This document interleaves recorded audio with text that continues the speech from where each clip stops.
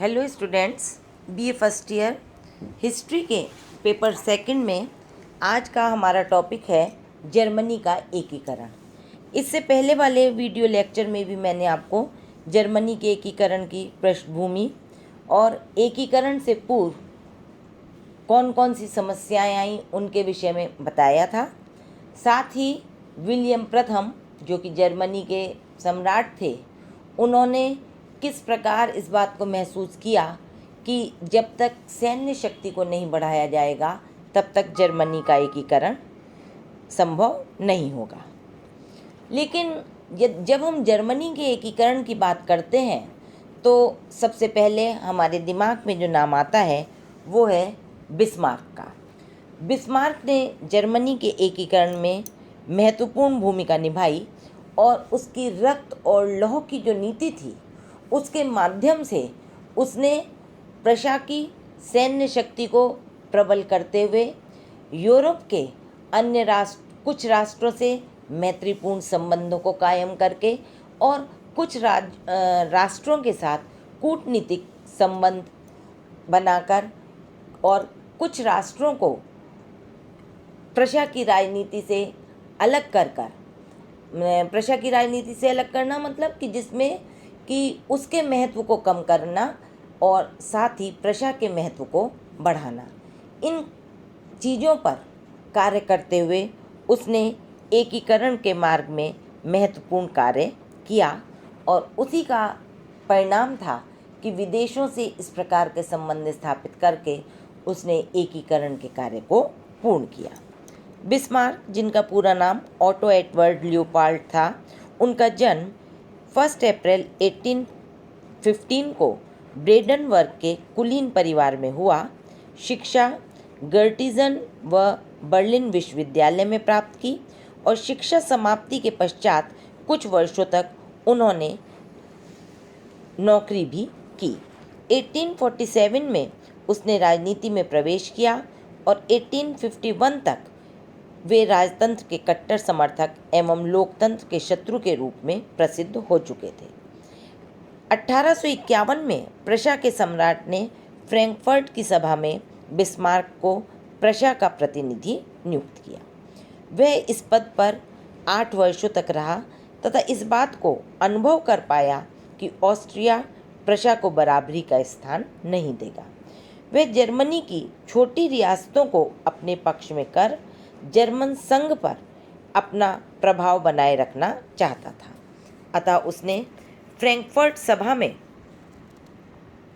Austria के प्रभाव को रोकने का हर संभव प्रयास किया। उसने 1859 में राजदूत बनकर जब बिस्मार्क को रूस भेजा गया तब वहाँ पर उसने रूस के जार अलेक्जेंडर द्वितीय से दोस्ती कर ली और क्रीमिया के युद्ध में बिस्मार्क रूस के प्रति तटस्थ रहकर अपनी मित्रता को उसने और अधिक दृढ़ किया। 1862 में फ्रांस का राजदूत बनाए जाने पर बिस्मार्क को नेपोलियन व उसके मंत्रियों की नीति को समझने का अवसर मिला। इसी मध्य वह लंदन गया और वहाँ पर पामर्स्टन व डिज़रेली से भी मिला। 22 सितंबर 1862 को विलियम प्रथम ने बिस्मार्क को प्रशा का चांसलर नियुक्त किया और यहीं से 1862 से ही उसने जर्मनी के एकीकरण की दिशा में अपने प्रयास प्रारंभ कर दिए। बिस्मार्क की जो नीति थी वो रक्त व लौह की नीति थी। बिस्मार्क प्रशा की सैन्य शक्ति के आधार पर जर्मनी का एकीकरण करना चाहता था। चांसलर बनने के बाद उसका एकमात्र उद्देश्य ऑस्ट्रिया को पराजित कर प्रशा की सैन्य शक्ति में वृद्धि करना था। उसने अपनी नीति को स्पष्ट करते हुए कहा कि जर्मनी का ध्यान प्रशा के उदारवाद की ओर नहीं है वरन उसकी शक्ति पर लगा है। हमारे समय की महान समस्याएं भाषणों और बहुमत से नहीं बल्कि रक्त और लोहे के द्वारा सुलझाई जा सकती हैं।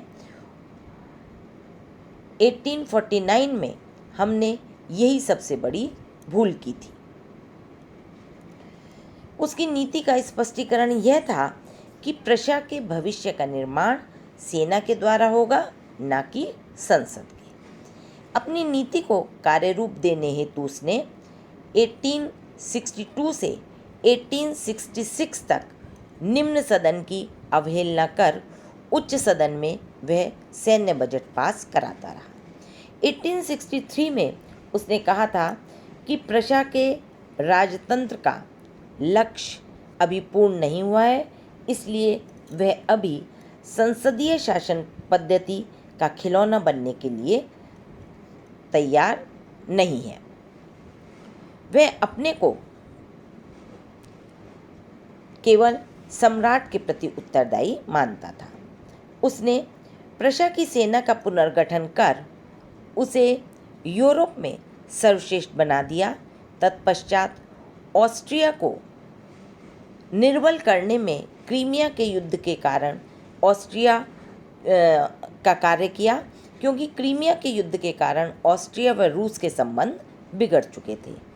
1859 में इटली के युद्ध के कारण ऑस्ट्रिया व फ्रांस के संबंध भी खराब हो चुके थे और इंग्लैंड इस समय यूरोपीय मामलों में रुचि नहीं ले रहा था। अतः ऐसी स्थिति में ऑस्ट्रिया अकेला पड़ गया था। अब इस नीति के साथ साथ बिस्मार्क ने जिस अन्य नीति को अपनाया वह था विदेशों से मैत्रीपूर्ण संबंध स्थापित करना। जर्मनी के एकीकरण की तैयारी में बिस्मार्क ने ऑस्ट्रिया को अकेला कर रूस, फ्रांस और इटली को अपना मित्र बना लिया। सर्वप्रथम बिस्मार्क ने रूस के जार अलेक्जेंडर से मित्रता दृढ़ करने के उद्देश्य से 1863 में पोलैंड द्वारा रूस के विरुद्ध विद्रोह करने पर जब अन्य यूरोपियन राज्य उसका समर्थन कर रहे थे पोलैंड का, उस समय बिस्मार्क ने रूस का समर्थन किया। एक विशेष राजदूत भेज के रूस के साथ संधि कर उसे आश्वासन दिया कि पोल विद्रोहियों को अपने राज्य में शरण नहीं देगा। बिस्मार्क की नीति की कटु आलोचना हुई, परंतु वह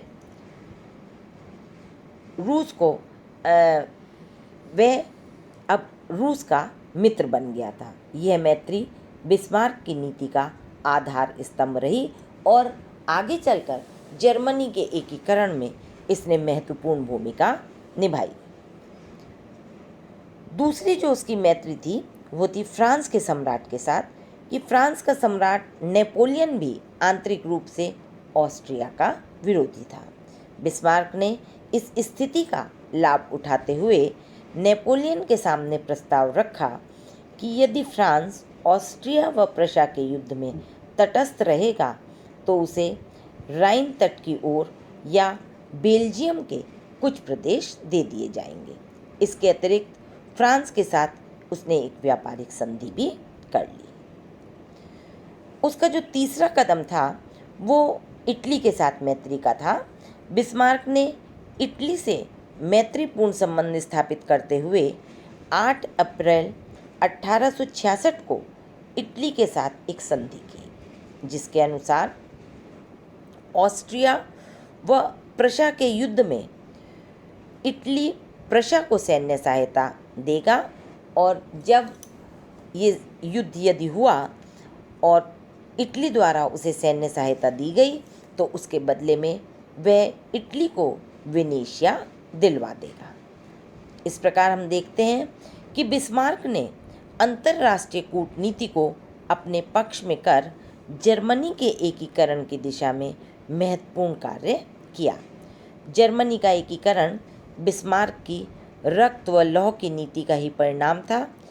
1864 में डेनमार्क के साथ युद्ध में, 1866 में ऑस्ट्रिया के साथ और 1870 में फ्रांस के साथ युद्ध के द्वारा उसने जर्मनी के एकीकरण के कार्य को पूर्ण किया।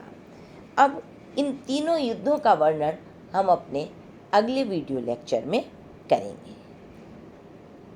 आज केवल इतना ही। Thank you.